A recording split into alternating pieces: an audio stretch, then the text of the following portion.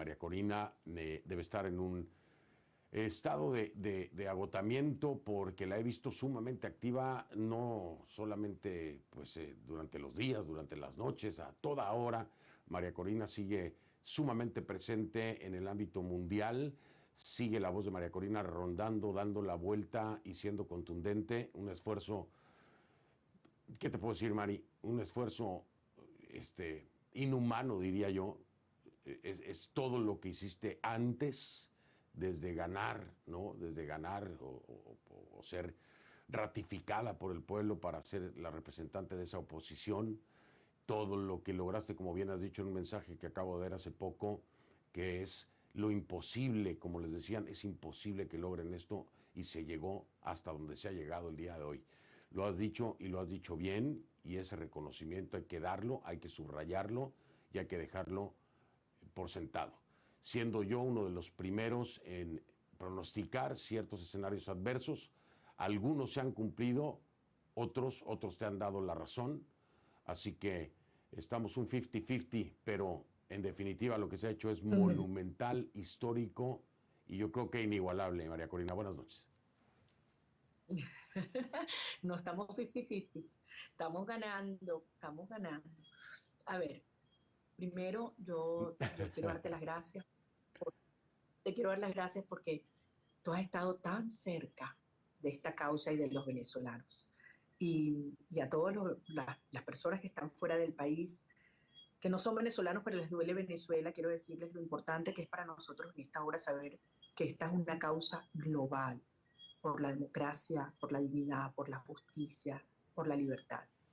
Y que esto nos une a todos, porque todo el mundo entiende perfectamente lo que está pasando en Venezuela. Todo el mundo está admirado de esa hazaña ciudadana épica que fue no solo el 28 de julio, el 29 de julio.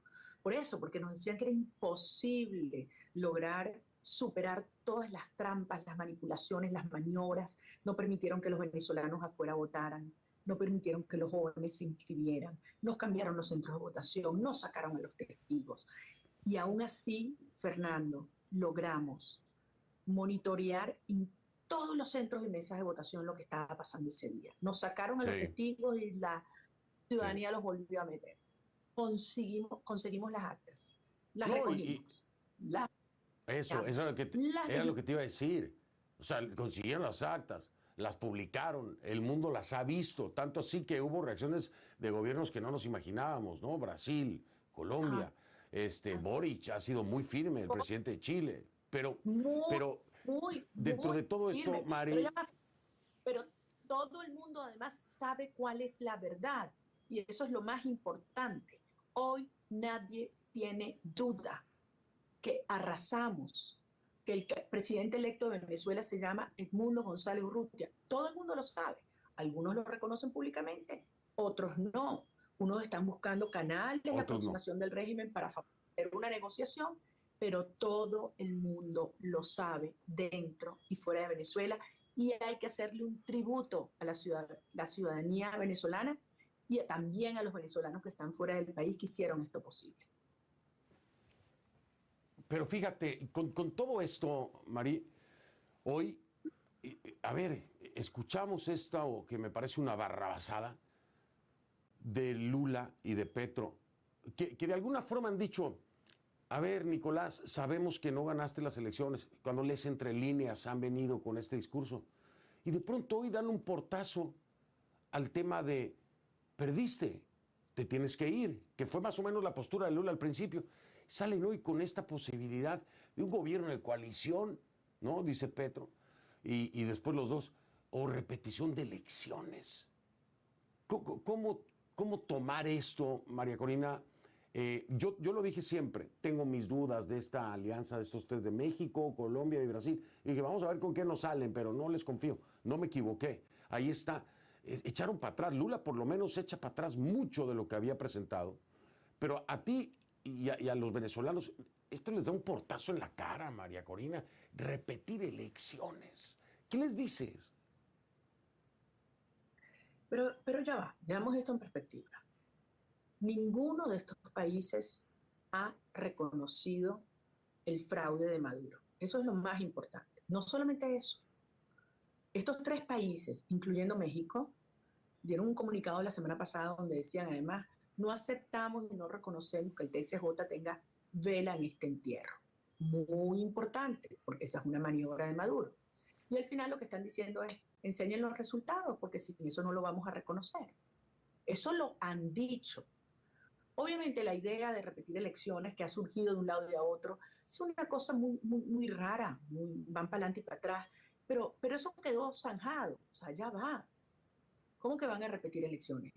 Y yo lo decía hoy, pero si entonces hacen una segunda elección y tampoco le gusta el resultado, vas a una tercera, y a una cuarta, y una quinta, hasta que estén unos resultados que le gusten a Maduro. Eso no existe. Nadie aceptaría eso en sus respectivos países.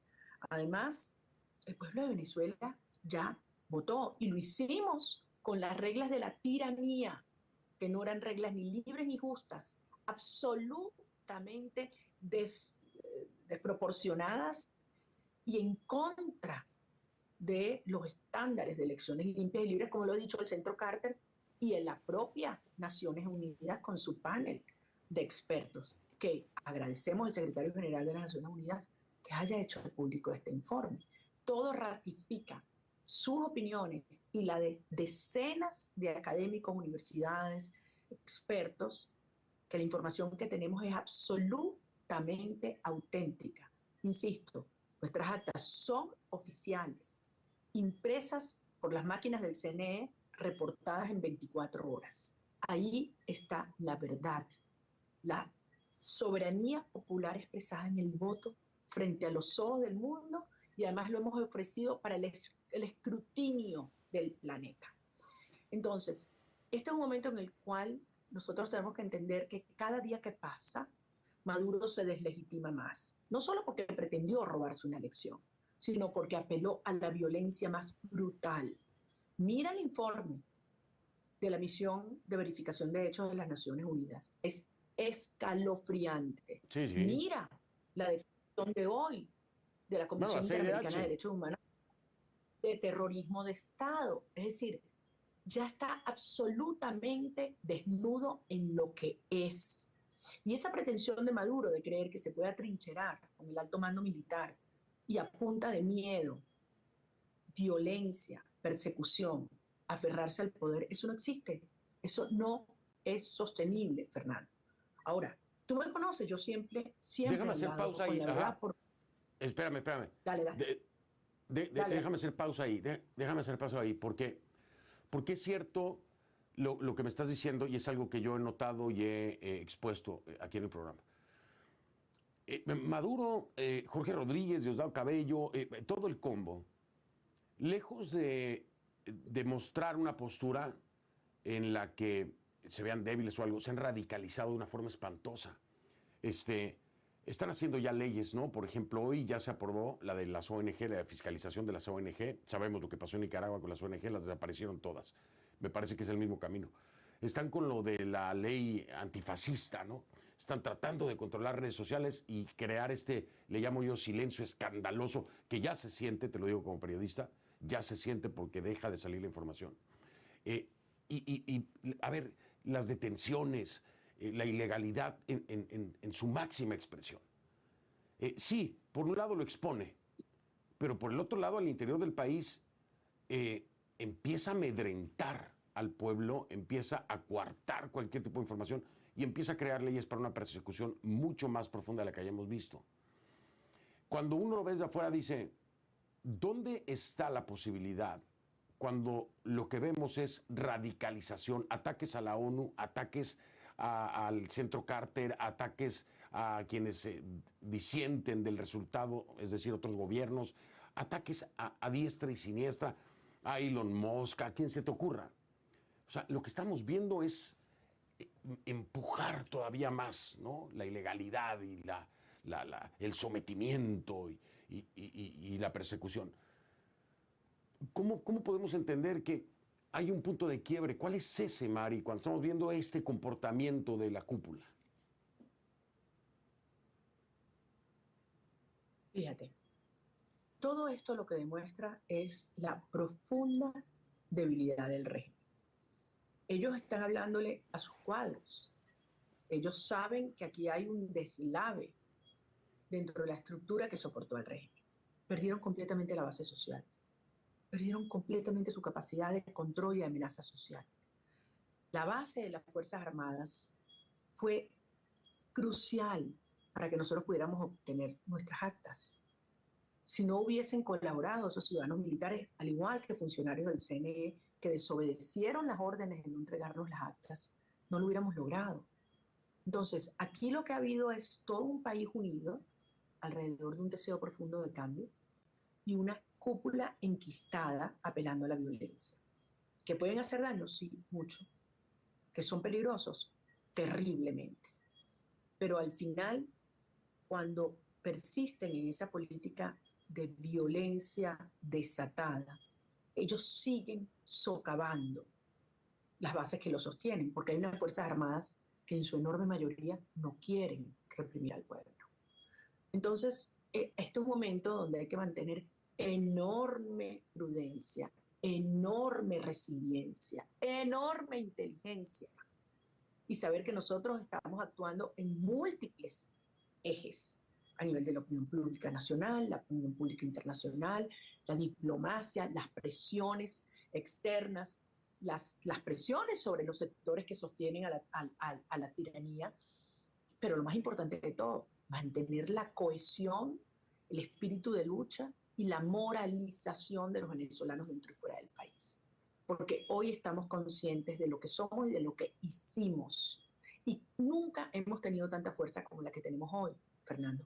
Nunca en 25 años. Y nunca el régimen ha estado tan débil como está hoy.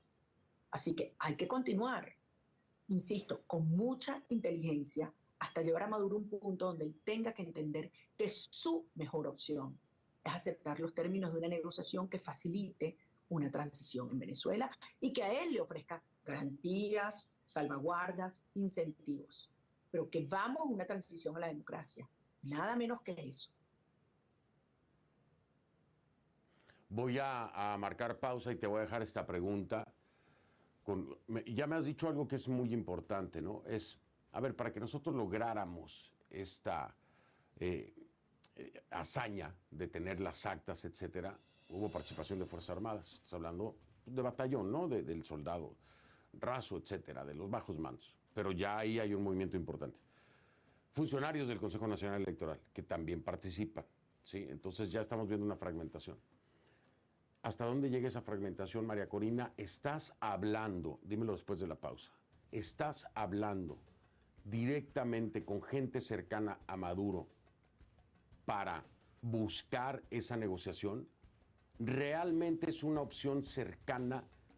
¿Ha avanzado María Corina en la comunicación con la cúpula o con el primer círculo o el segundo círculo para que se tome en cuenta y se hable, aunque sea tras bambalinas? Se está haciendo. Dímelo después de la pausa, si te parece. Es María Corina Machado, líder de la oposición venezolana, que me acompaña esta noche. Desde el frente opositor, lo planteas tú, por supuesto, lo ha planteado Edmundo González también, es negociación para una transición, independientemente de lo que digan otros países, ¿sí? Para eso se necesita comunicación, diálogo, iniciar el proceso. Y mi gran pregunta es, María Corina, ¿se está hablando ya tienes comunicación con gente del círculo, vamos a decirlo así, cercano, no sé, primero, segundo nivel, que esté pensando, hilando, charlando sobre una posible negociación? ¿Ya está esto en marcha? No, la verdad es que no. Nosotros hemos dejado un mensaje muy claro de nuestra disposición a llevar adelante un proceso de negociación serio que contempla 4 puntos de partida, 4 elementos, dimensiones fundamentales. La primera es el respeto irrestricto a la soberanía popular expresada el 28 de julio. No se negocian esos resultados. Esa es la soberanía popular. En segundo lugar, es una negociación para una transición a la democracia. No hay fórmulas intermedias que impliquen, tú sabes, que se queda Maduro, pero da unos puesticos a unos actores de oposición. Eso no es la solución al drama venezolano, ni a la presión migratoria, ni a la desestabilización del hemisferio. Eso no resuelve los problemas, los agravaría. En tercer lugar, estamos dispuestos a dar garantías, salvaguardas, incentivos, y somos gente de palabra, y ellos lo saben. Y en cuarto lugar, el centro de esta negociación es la gente, que estará representada en esta negociación por los líderes que la sociedad venezolana eligió el 28 de julio y el 22 de octubre. Y con estos términos estamos dispuestos a avanzar. Y yo estoy convencida que más temprano que tarde Maduro entenderá que esa es su mejor opción, o incluso su única opción. Hay dos escenarios, ¿verdad? El interno y el externo, la comunidad internacional. Hoy, ¿qué necesita María Corina Machado que ocurra en un mundo ideal, verdad? Esto es hipotético, pero si tuviera la posibilidad de acomodar las piezas en el ámbito internacional, ¿qué hace falta para que siga la agenda de lo que buscan ustedes? A ver, Fernando, nunca es suficiente cuando tú tienes un país que está sufriendo persecución, tortura, encarcelamiento, desapariciones forzadas, líderes escondidos, amenazas continuas a tu integridad personal, a la honra, al honor. Y yo sí creo que es muy importante que la comunidad internacional le deje claro a Maduro dónde están estas líneas rojas y efectivamente se incremente el costo a la represión. Pero yo creo que hay que reconocer que lo que ha pasado en estas 3 semanas hace un mes era impensable.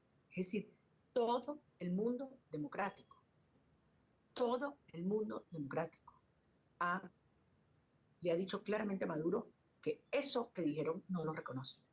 Todos, cada uno con su estilo, unánimemente la Unión Europea. Estados Unidos, en el contexto de una campaña electoral tan particular, tan tensa, ambos partidos, inequívocamente, reconociendo lo que hicimos los venezolanos y apelando al respeto a la soberanía popular.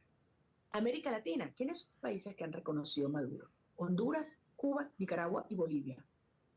¿Cuándo hemos tenido todo el resto de las Américas y de Europa acompañando una posición que nunca antes habíamos logrado? Fernando, tú y yo lo hemos hablado tantas veces. En 25 años han habido más de 30 en Venezuela.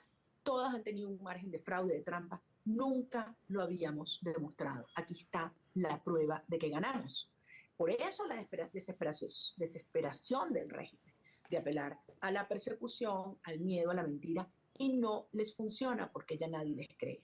¿Qué espero yo de la comunidad internacional? Posiciones cada día más firmes, cada día más claras, que le hagan entender a Maduro no solamente que estamos dispuestos en el contexto de una negociación a reducir los costos de salida, pero que los costos de permanencia también se van a incrementar día tras día. De modo que esta dinámica en la cual el régimen cree que el tiempo le favorece, va a ser todo lo contrario. El tiempo les perjudica. Por eso es tan importante que los venezolanos entendamos que tenemos que resistir, que tenemos que demostrar nuestra fuerza. Permíteme recordar que este sábado tenemos una protesta mundial. Vamos a estar en más de 300 ciudades alrededor del mundo. Y no solamente para que nos encontremos los venezolanos.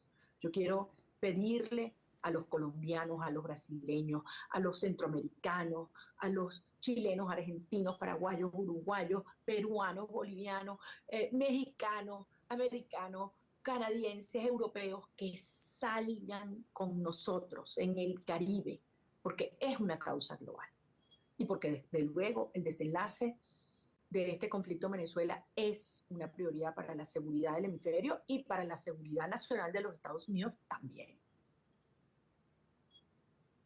Sí, ese es un punto muy importante, sobre todo si retomamos situaciones como la del Tren de Aragua, que ya presentamos aquí un documental. De hecho, estaba yo como presentador del mismo, ¿no? Hablando de temas de seguridad nacional.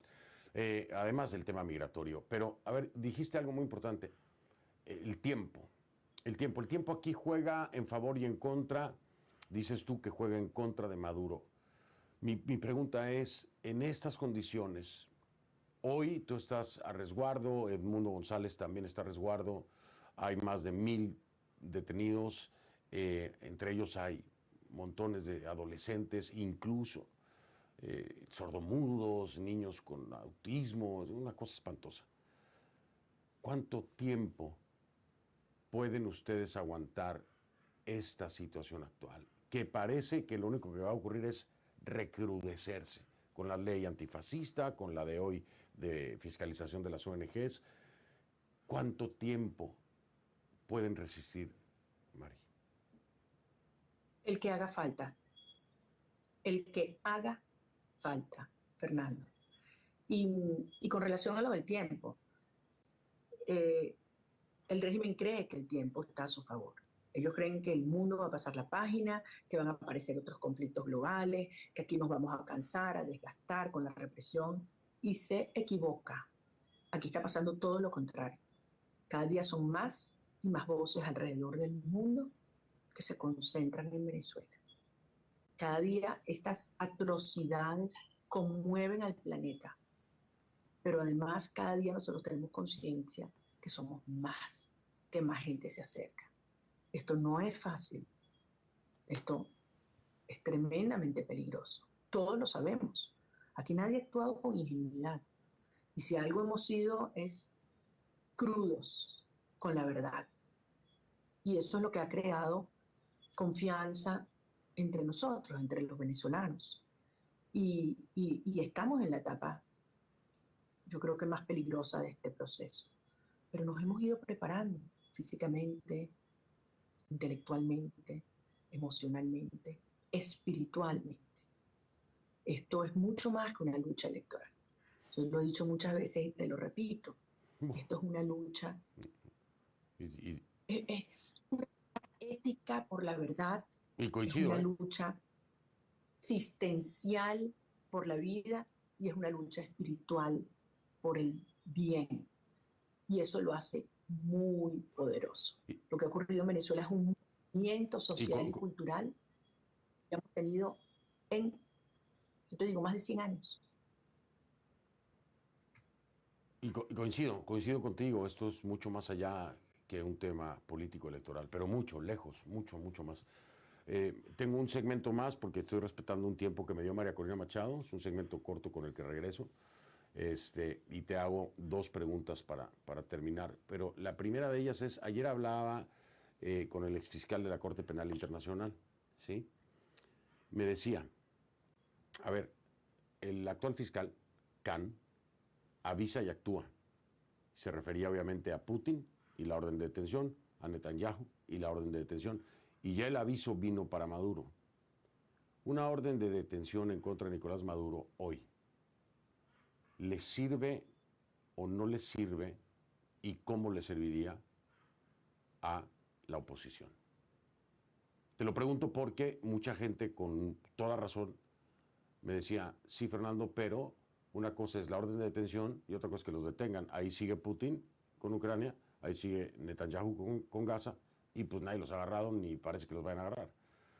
Pero lo de Maduro, según me decía ayer el exfiscal, pues no lo ve lejos de que pueda ocurrir. ¿Cómo les caería a ustedes una orden de detención en contra de Maduro en este momento? Dímelo después de la pausa, si te parece. Regreso con María Corina Machado, líder de la oposición venezolana, quien me acompaña.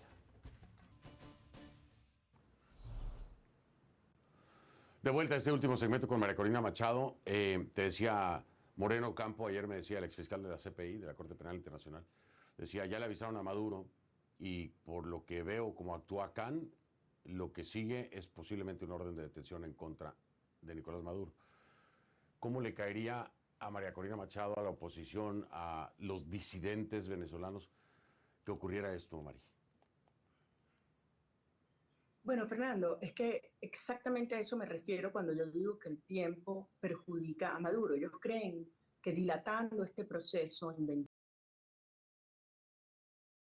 que si van al TSJ para dirimir el tema de las actas y los resultados, cuando el TSJ no tiene competencia constitucional alguna en esa materia, según nuestro estamento legal, les conviene, porque sienten que están ganando tiempo. Y es todo lo contrario. Todo. Las dinámicas en el mundo avanzan y a ellos se les cierran las opciones. Con lo cual, lo que te quiero decir es, Nicolás Maduro es el principal interesado en entablar una negociación seria para una transición lo antes posible. Entiendo, ¿no? Entiendo, me queda claro. Espero que a ellos les quede claro el mensaje. Oye, ya nos tenemos que ir, pero el 27 de agosto, digo el 27, este fin de semana, el 17 de agosto, viene esta protesta o manifestación, como le quieras llamar, es a nivel mundial, son más de 300 ciudades. Pero ¿qué es lo que van a hacer? O sea, ¿qué es lo que tiene que hacer la gente al salir? ¿Van a mostrar actas? ¿O solo es presencia? No, bueno, la presencia en sí misma es importantísima porque el mundo tiene que ver la fuerza que tenemos los venezolanos. Uno, vamos a unir a la nación que el régimen nos ha expulsado a la cuarta parte de los venezolanos, demostrar que aquí estamos unidos, la fuerza que tenemos que el mundo la vea, llevar nuestras actas, que se ha convertido en esa evidencia de no solamente de la voluntad de cambio de los venezolanos, sino de nuestra capacidad organizativa que, como tú decías, sorprendimos al régimen y al mundo. Nadie se lo esperaba. Y desde luego ratificar al régimen que esto no tiene vuelta atrás, que vamos a seguir en las calles. Nos han amenazado, nos han perseguido, nos han golpeado y aquí estamos. Y vamos a darle un abrazo entre todos los venezolanos, llevando a nuestros hijos, nietos, padres, nuestra bandera en defensa de la verdad y demostrando que cada día tenemos más fuerza, que no vamos a dejar las calles. Es nuestro derecho constitucional y lo vamos a ejercer hasta el final. Venezuela va a ser libre, Fernando. A los que se han ido los vamos a traer de vuelta a casa y vamos a poder construir un país del que nos sentamos todos muy orgullosos de ser venezolanos. Y además es una causa latinoamericana y mundial. Así que acompáñennos todos en todas las ciudades del mundo y acompañen a los venezolanos que vamos a salir aquí este próximo sábado 17 de agosto. Oye, y Estados Unidos, que está, y lo digo así, ¿no? Que está metido con lo de Ucrania, que está metido con lo de Gaza, pues, si no puede en su propio vecindario controlar o arreglar, digo, que lo piensen, ¿no? Antes de Ucrania, antes de Gaza, pues debería estar atento a arreglar Venezuela, hasta por un tema de seguridad nacional, ¿no? Porque pues del otro lado del charco está más difícil que les afecte tan directamente como aquí en el continente. Digo, en una reflexión de cómo se mueve Estados Unidos, ¿no? Es la absoluta prioridad en términos de seguridad nacional y hemisférica, resolver satisfactoriamente el conflicto en Venezuela. Y nunca hemos estado tan cercanos a lograrlo. Y lo vamos a hacer, lo vamos a hacer.